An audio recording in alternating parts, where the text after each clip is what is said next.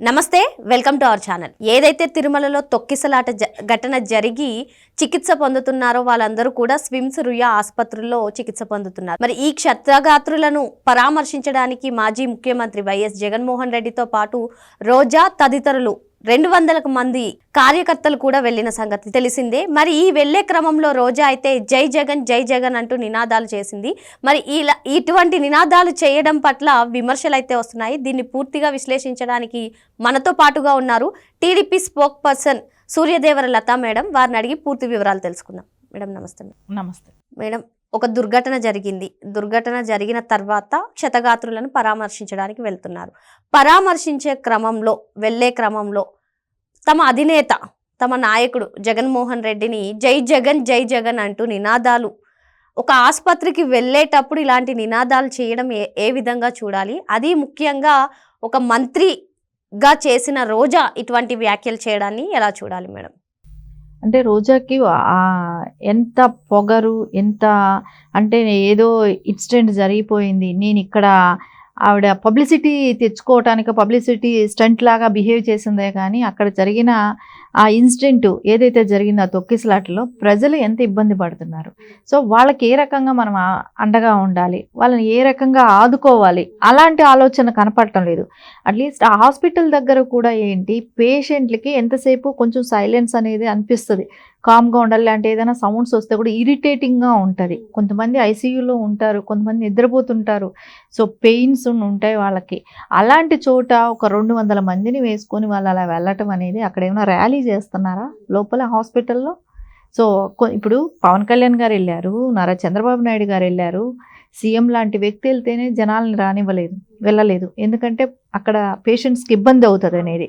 So వీళ్ళు వెళ్ళటం, జై జగన్ అని అనటం, ఇంకొకటి సీఎం అని అరవటం, ఏంటి అసలు? అంటే వాళ్ళు సీఎం అంటూ కార్యకర్తలు అందరూ నినదిస్తున్నారు కదా మేడం. అంటే వీళ్ళు ఇంకా అధికారంలో ఉన్నారనే భ్రమలోనే ఉండిపోయారా? దీనిపై మీరేమంటారు? అంటే అలా జగన్మోహన్ రెడ్డి గారిని అలా అంటే వీళ్ళు ఏదో కొంచెం ఆయన సాటిస్ఫై అవుతుందేమో, ఆయన ఈగో ఏమైనా సాటిస్ఫై చేయాలనుకున్నారేమో, నేను సీఎంగా రాలేదే కదా అనే ఫీలింగ్ లేకుండా ఉంచాలని వాళ్ళ క్యాడర్ ఏమైనా అలాంటి ప్లాన్ చేసిందేమో, అర్థం అవ్వట్లేదు. కానీ ఇక్కడ చూస్తుంటే అండి, ఒకటి అక్కడ ప్రజలకి అంటే పేషెంట్స్కి వాళ్ళకి ప్రశాంతత అనేది ఇంపార్టెంట్. అక్కడ సరే విచారించు, అడుగు, అది వేరే విషయం. అక్కడ వాళ్ళకి డబ్బులు ఇస్తూ, అది సీసీ ఫుటేజీలు దొరుకుతూ, అక్కడ వెనకాల జై జగన్ అరుపులేంటి, వాళ్ళ సెలైన్ వైర్లు పీకేసేయటం ఏంటి? అంటే మీరే అక్కడ ఉన్న పేషెంట్స్కి ప్రాణహాని కల్పించడం కోసం వెళ్ళారా, వాళ్ళని సేవ్ చేయడానికి వెళ్ళారా? ఏ రకంగా వెళ్ళారు వాళ్ళు? కానీ ఇదంతా కూడా ప్రజలు చూస్తున్నారా లేదా? కానీ జగన్మోహన్ రెడ్డికి తెలియదు, అధికారం ఉన్నన్ని రోజులు తెలియలేదా రోజాకి? కొండ మీద తిరుమల తిరుపతి దేవస్థానంలో ఏ రకంగా ప్రెస్ మీట్లు పెట్టారు.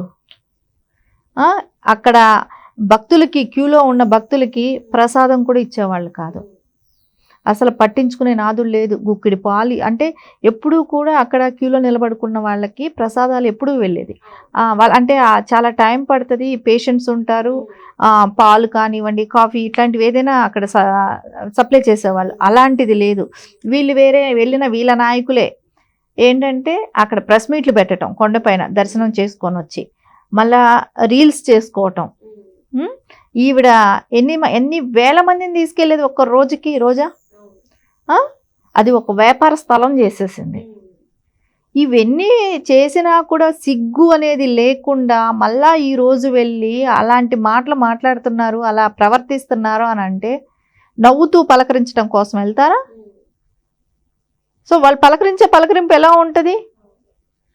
జగన్మోహన్ రెడ్డి ప్రతిసారి ఎవరైనా చనిపోయిన వాళ్ళ దగ్గరికి వెళ్ళినా ఆయన పలకరించేది ఏంటి? నవ్వుతూ పలకరిస్తాడు. అంటే మీకు బాగా అయిందా అన్నట్టు ఏమైనా పలకరింపుకి వెళ్తాడా? ఆయన సీఎంగా ఉన్నప్పుడు కూడా అదే చేశాడు కదా. గతంలో కూడా మనం చూసాం మేడం, విజయవాడకి వరద వచ్చినప్పుడు స్వయాన డిప్యూటీ సీఎం పవన్ కళ్యాణ్ గారు స్టేట్మెంట్ ఇచ్చారు. నేను అక్కడికి వెంటనే తక్షణమే చేరుకుంటే అక్కడ జనసంద్రహం పెరుగుతుంది, ఫ్యాన్స్ ఎక్కువగా వస్తారు, సో ఆ సహాయక చర్యల్లో పాల్గొనడం లేదు అందుకే అని చెప్పి ఆయన స్టేట్మెంట్ ఇచ్చారు. దాన్ని కూడా వాళ్ళు వక్రీకరించారు. అంటే మరి నిజంగానే ఇలాంటి ఫ్యాన్ ఫాలోయింగ్ ఎక్కువ ఉన్న వ్యక్తులు వెళ్ళినప్పుడు గుమిగూడతారని తెలిసి ఆయన రాలేదు, డిప్యూటీ సీఎంగా ఉన్నప్పుడు కూడా మరి ఆయన సహాయక చర్యల్లో పాల్గొనడానికి అటువంటి వ్యాఖ్యలు చేసినప్పుడు మరి ఇప్పుడు వీళ్ళు అందరూ క్షతగాత్రులు అందరూ కూడా ట్రీట్మెంట్ చేయించుకుంటున్నారు. కనీసం వీళ్ళకి ఇంత సెన్స్ కూడా లేదా అన్న విమర్శలు కూడా వస్తున్నాయి మేడం. ఎలా చూడాలి అసలు? ఖచ్చితంగా ఎప్పుడైనా హాస్పిటల్కి వెళ్ళేటప్పుడు నార్మల్ వాళ్ళని వెళ్ళి పలకరింపడానికి ఎవరైనా వెళ్తే ఏం చెప్తారు, హాస్పిటల్ సిబ్బంది కానివ్వండి అక్కడ వాళ్ళు కానీ అలో చేయరు. మీరు ఎంతమంది వెళ్తున్నారు, ఎంతసేపు ఉంటారు అని చెప్పి ఒక రూల్ అనేది పెడతారు. సరే, నువ్వు ఒక మాజీ సీఎంగా నువ్వు వెళ్ళాలనుకుంటే వెళ్ళు. ఎంతమందితో వెళ్తారు? ఏదేమైనా ర్యాలీనా, అక్కడ ఏమైనా ధర్నానా? ధర్నా చేయటానికి వచ్చినట్టుంది వాళ్ళు అక్కడికి. సో బయట పోలీసులతో అక్కడ తోపులాటలు.